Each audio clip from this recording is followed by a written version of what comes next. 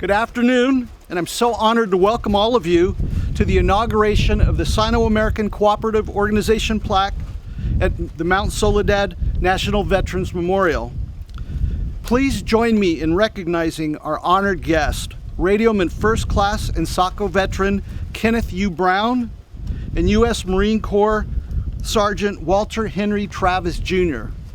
If you gentlemen could start standing, and the rest of us will please rise for the presentation of the colors by the Mira Mesa Scout Troop 1212 and singing of the national anthem by musician second class Patrick Melton. Hello, I think you can sit down now.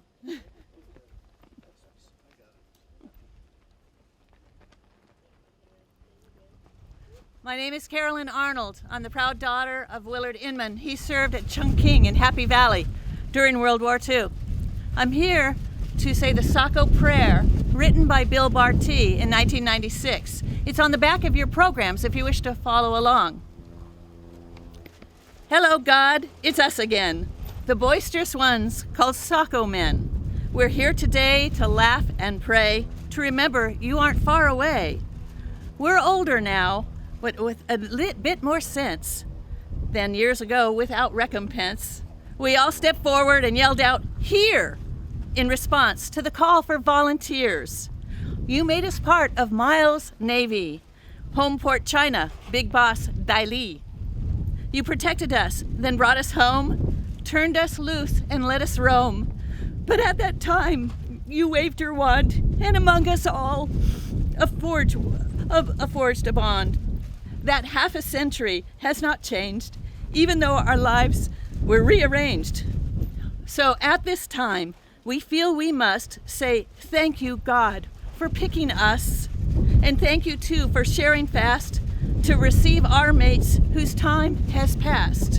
And if there ever comes a time the world goes nuts and you're in a bind, just remember that here below, SACO Tigers volunteered to go.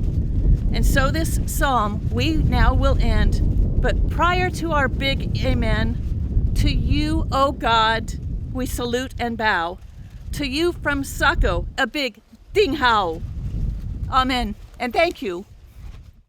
Our first speaker is Neil O'Connell, the Executive Director of the Mount Soledad National Veterans Memorial.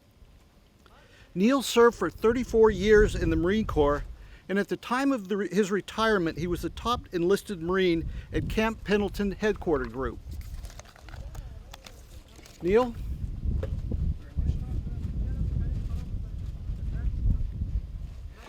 Thank you very much, Dan. Good morning, everybody. It is so good to see so many people here on this beautiful Thursday morning. We've got a breeze. We've got visitors from all over the country to this very special place, and we couldn't be more honored to host you. I want to personally thank you on behalf of the trustees, our staff, the fine ladies here, our docents, and the whole entire Mount Soledad team. Thank you for choosing to have a plaque placed here on these beautiful walls honoring our veterans. I'd like to take just a few minutes and share some history with you about this memorial. I won't go all the way back to 1954, I promise you. But I must start right here, because to my right is Congressman Duncan Hunter. Congressman Hunter was instrumental in getting the legislation through in the National Defense Authorization Act in 2016 for us to purchase this property. I want you to just pause for a second if you've understood what's here. This association owns this land. It is private property owned by the Mount Soledad Memorial Association. We couldn't be more honored to be the caretakers of these walls with these 5,500 plaques, this beautiful cross, this beacon of freedom that represents freedom and our constitutional values paid for by the men and women that adorn these walls. It's a very, very extreme privilege, and we take it serious. But to have you here, men from the greatest generations with their families, the greatest generation. In World War II, our nation rose to the challenge. In 2 theaters of operation, the SACO organization, not a lot of folks have heard of it before, but the great thing about it is today you're still as close and loyal and patriotic as you were when you stepped on that aircraft or that vessel to go abroad. And we thank you. Semper Fi, sir. Walt, thank you, sir, for being here. Thank you. But again, I'd like to just thank you all for being here. And Congressman, it is very special to have you with us today and these 2 warriors from the SACO organization. Dan, thank you very much again for having us here, for you joining up with us and hosting your organization. I appreciate that, sir. Okay, next up is Lynn Grabenstein, president of the SACO Association and a daughter of Richard I. Terpstra, an original SACO veteran.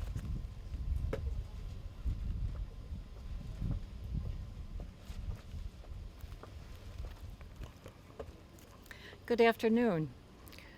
I would like to extend a warmest welcome to those in attendance here today. Thank you for gathering to witness the installation of a permanent tribute to SACO's contributions to the Allied World War II effort. My name is Lynn Terpstra Grabenstein, and I am more than proud to be the president of the Sino-American Cooperative Organization, simply known as SACO.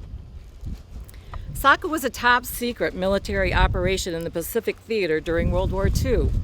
Many people do not realize that China was an important ally of the United States during that time. SACO's official code name was Project Friendship, aptly named because it was forged by the mutual agreement of President Franklin D. Roosevelt and Generalissimo Chiang Kai-shek. It was an amazing military achievement, made possible only because friendship was truly its basis. Friendship was a secret to its power and the code name that protected its members. SACO was headed by 2 men after Pearl Harbor. One was the American, then a commander, Rear Admiral Milton Miles, who was fondly referred to as Mary by his men. The other was the director of the program, General Dai Li. He was head of the Chinese Secret Service. These 2 men themselves had a special relationship built on trust. SACO was the only operation in World War II to have a policy of total immersion. The 2,900 or so Army, Marine, and mostly Navy sailors lived, led, trained, and fought alongside tens of thousands of Chinese nationalist troops in China, behind enemy lines, and hundreds of miles from supplies. They were incredibly brave and resourceful.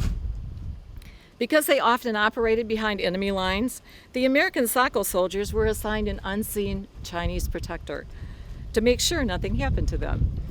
They depended on one another for survival. There were meteorologists, frogmen, underwater demolition teams, radio intelligence, and search and rescue personnel working with and training the Chinese. The Americans became adept at disguise, and guided by the Chinese, could slip back and forth through enemy lines at will.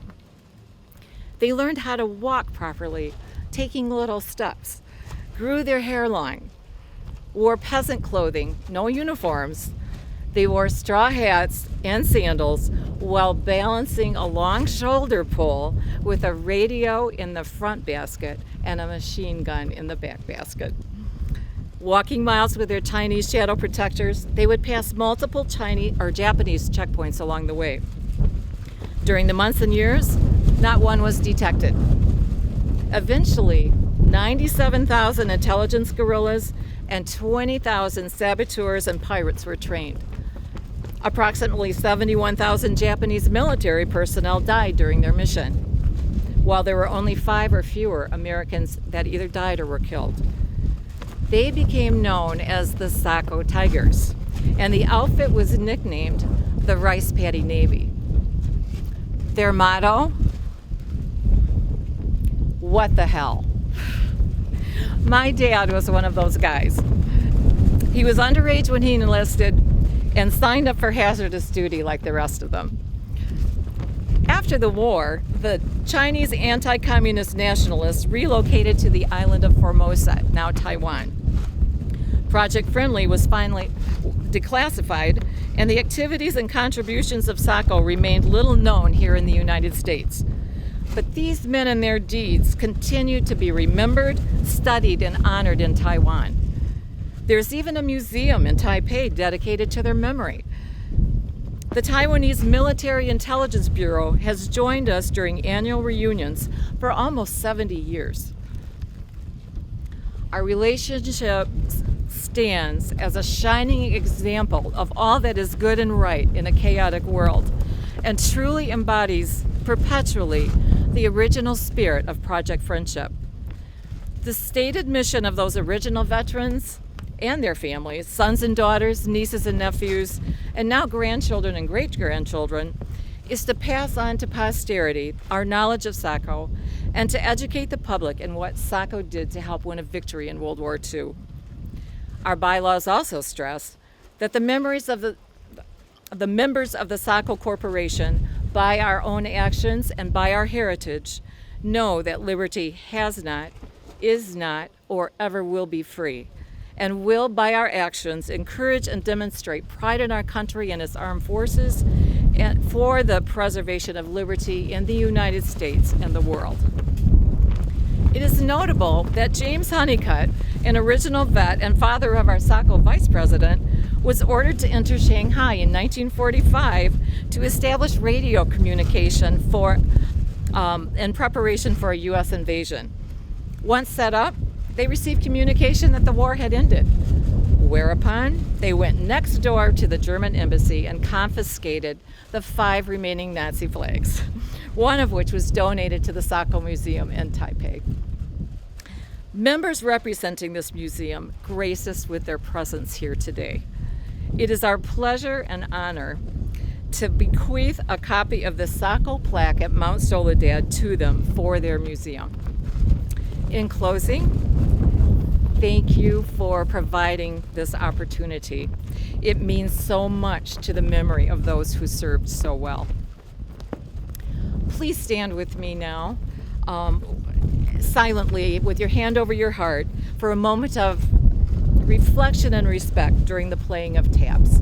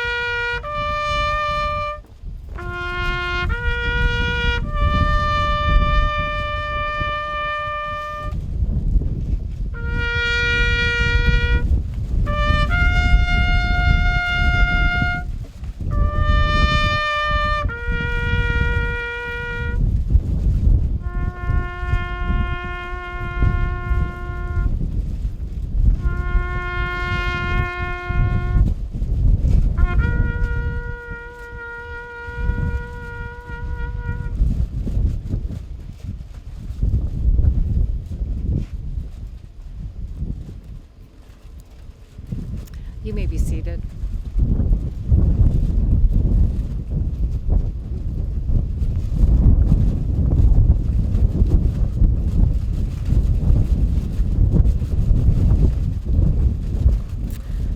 Our next speaker graduated from the U.S. Air Force Academy and flew the Air Force's A-10A Warthog and other attack aircraft during his 30-year military career.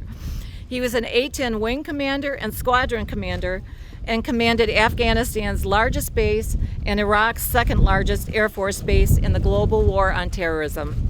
After 4 combat tours and 80 A-10 combat missions, he is now a military historian and author please welcome Colonel Gregory Marston.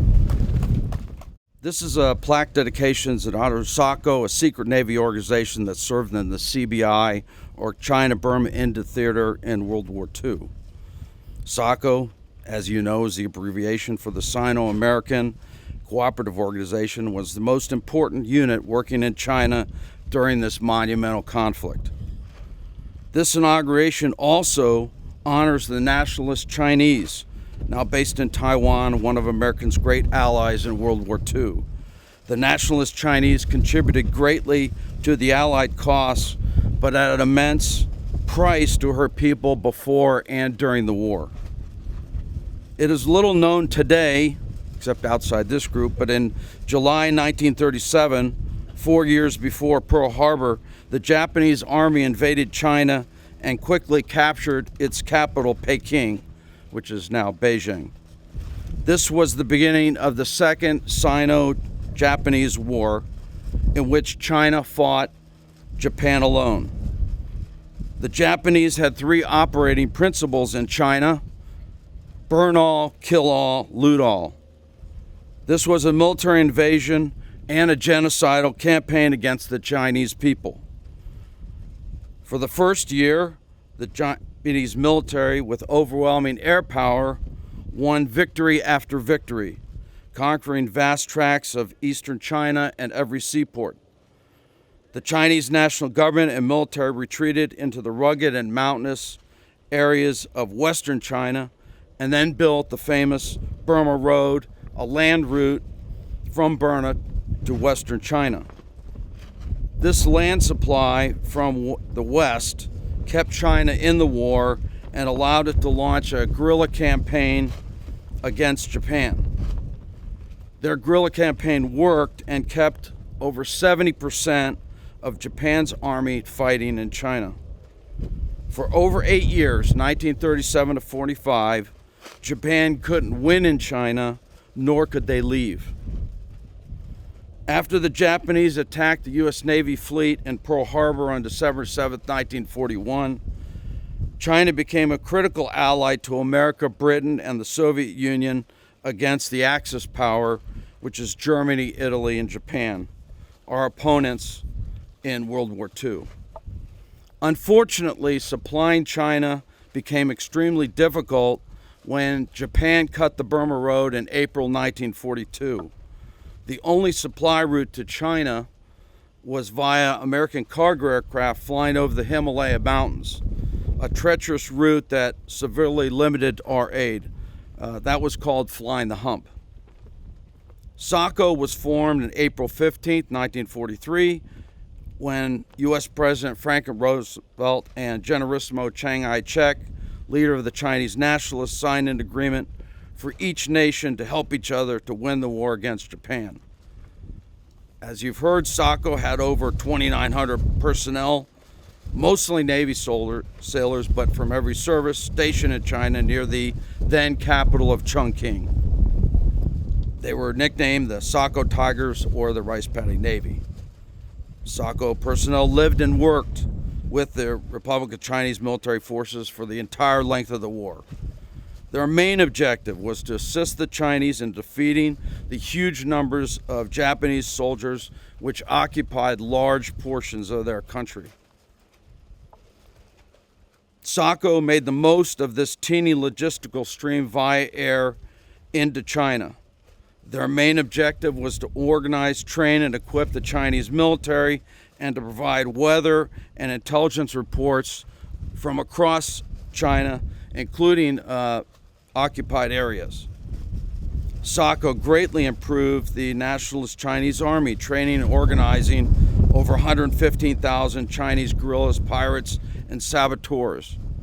By the end of the war, these Chinese forces had killed tens of thousands of Japanese soldiers and destroyed hundreds of bridges, locomotives, ships. Despite a lack of resources and with limited manpower, SACO pulled far above its weight by helping the nationalist Chinese military and keeping China in the war. SACO also gathered and sent thousands of critical weather and intelligence reports, which greatly helped the Pacific Theater. They did great things through inspired leadership, hard work, innovation, and working closely with the Chinese nationalist military and her people. The next honorees for this memorial are the Republic of Chinese military forces and the Chinese people themselves. China tied up and sapped the energy of most of Japan's army from 1937 until the end of the war. China also helped the CBI theater by sending 2 armies to Burma to help stop the Japanese invasion into India in 1944. Due to this help from China, the United States had time to grow its military and convert its colossal industrial power towards a war footing. America built a military with over 11 million personnel, along with gigantic armadas of ships, aircraft, tanks, bombers, and eventually atomic weapons. The U.S. was the main Allied fighting force in the Pacific and fought numerous bloody battles there. However, if Japan had been able to redeploy millions of their soldiers bogged down in China to the Pacific theater, it would have greatly impacted the U.S. campaign there, costing tens of thousands of additional Americans killed and wounded. Finally, we must thank and honor the Chinese people for their enormous sacrifices before and during World War II. For instance, local Chinese villagers helped rescue and return to America almost all the famous Doolittle raiders in April 1942, but at the cost of an estimated 250,000 Chinese civilians killed by Japan for this assistance. Hundreds of thousands of Chinese laborers hand-built the Burma Road and many of the U.S. Army Air Corps airfields used to bomb Japan.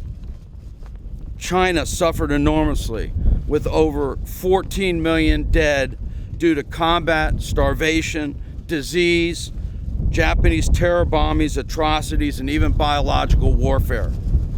Over 100 million Chinese were also displaced as refugees from their homes and villages. Furthermore, much of China itself was destroyed in the war. It is impossible to comprehend the terrors and depredations that they so bravely faced by the Chinese people during these years. Today, we honor SACO, the Republic of Chinese Military Forces now based in Taiwan, and the Chinese people for their immeasurable contribution in World War II. World War II ended sooner and with far fewer losses for America because the nationalist Chinese were our allies in the war, but at enormous cost to themselves and their nation. Thank you. I am now pleased to introduce Captain Todd Perry as our next speaker. He retired in May after 40 years of active duty naval service as a Navy SEAL. Todd is now serving as the Executive Director of the Navy SEAL Experience, a long-awaited project to build a U.S. Navy SEAL interactive museum in San Diego, where all our Navy SEALs are currently trained. It is home to over a dozen SEAL, SEAL boat, and SEAL support commands. Thank you, Captain Perry. We welcome you. Thank you, Lynn. Hey, there's too many to thank here, but I'm going to have to hit a couple real big here. Obviously, Neil for running the Mount Soledad, and for Lynn and Dan for the SACO. I tell you, our SACO vets that came here, you guys are my heroes. I can't stress that enough. And then really our Taiwanese delegation. I mean, that's a long flight, so thank you for coming out here. This is it's incredible. So I got to admit, I've always been a pretty big history buff and kind of thought I knew my history, especially military history and naval special warfare history. But you know, it wasn't until my 39th year of being in the Navy that I heard about SACO. And that was from a SEAL veteran named Ben Milligan, who wrote a book, By Water Beneath the Walls, and he had an entire chapter on it. It was fascinating. And after reading that, I wanted more. I wanted to learn more. I wanted to learn more about SACO. I wanted to learn more about, you know, some of the legends on our side. Phil Bucklew and Doug and Halpern, Buck Halpern, I'm sorry. Ironically, both of them played in the NFL. And after Pearl Harbor, they said, we got to fight for a better cause. So a couple of heroes in our history that I had to read about. And then I found this really interesting article. It was in a World War II magazine just a few years ago. And the name of the article was called How Naked World War II Sailors Ended Up Riding Mongolian Ponies in the Gobi Desert to Shoot Bazookas at the Japanese. I don't know if anybody else read that. About 5 pages. I highly recommend all the above. Milligan's book and that article were fascinating. And I really recommend you read those if you want to know more about it. And again, it was true unconventional warfare, true UW. I mean, you talk about the total immersion, learning the customs, learning how to insult, your hosts. It was a huge task. And they did this not just in China, but it was required in India and Burma as well, because that's how they came in through those roads through India and Burma. So it wasn't necessarily special tactics and equipment that led to the success. It was a breed of very special men, a common man with an uncommon desire to succeed, men with mental and physical toughness and courage, men who could adapt quickly in a challenging environments, men with resiliency and endurance, who understood the value of teamwork and especially partner relationships. So in closing, while this mission remained classified for many decades, we now have a lasting memorial to the service of the brave men who supported this effort. And that's American and Chinese, Taiwan, that supported that efforts. And like I said earlier, likely the largest of its kind in U.S. military history. This monument provides us with a U.S. memorial on Mount Soledad to complement the SACO Museum in Taipei, which, by the way, is now on my bucket list. And SACO will soon be memorialized further here in San Diego with a Navy SEAL Museum. So thank you very much. Our next speaker is Duncan Hunter Sr., who represented San Diego as a U.S. Congressman from 1981 until 2009, and served as the chairman of the House Armed Services Committee from 2002 until 2006. During the Vietnam War, Duncan held the rank of First Lieutenant, participating in 24 helicopter assaults, and was awarded the Bronze Star and Air Medal. Please welcome Duncan Hunter Sr.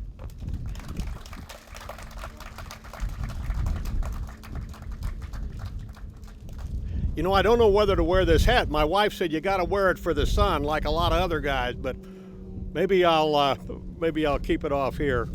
Thank you so much, Lynn. But ladies and gentlemen, I've spoken at a lot of events. I've never heard such a great historic summation of a group than we've just heard from Colonel Marston and Captain Perry. Let's thank them for this picture they just painted of SACO, because it's not just a history of a group, it's a history of two countries.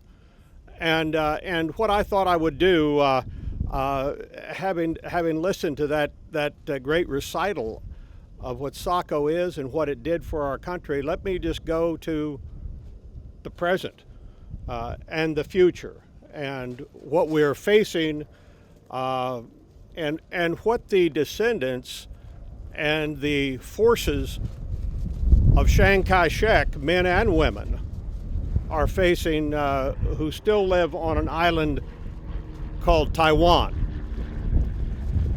Today, and I think that goes very effectively with the message that I always get coming to Mount Soledad, because the message from these thousands of men and women who are on these walls, and from all of those at the national cemeteries across America, places like Rosecrans and the Miramar Annex, and Arlington Cemetery, and the Normandy Cemetery, and thousands of others in small unmarked graves across the world where American forces projected our power.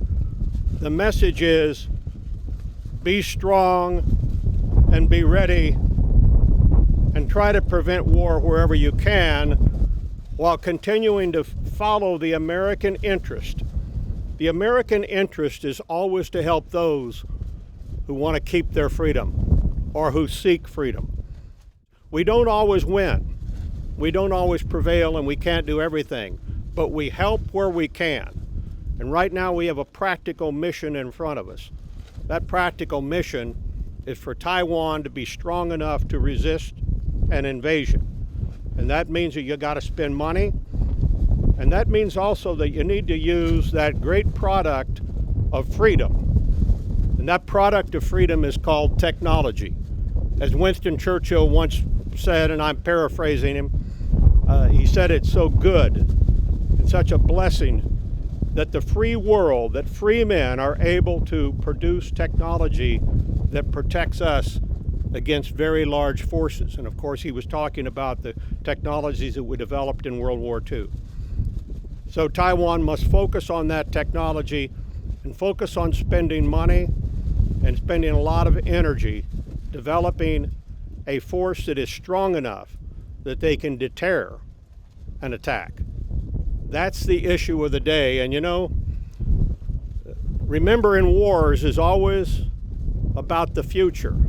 And a lot of what you just heard on this great history that our two military leaders just gave us of SACO, a lot of those lessons, the idea that we're able to leverage resources and train people and disperse some technology, but also to teach people operations so that they could undertake them themselves.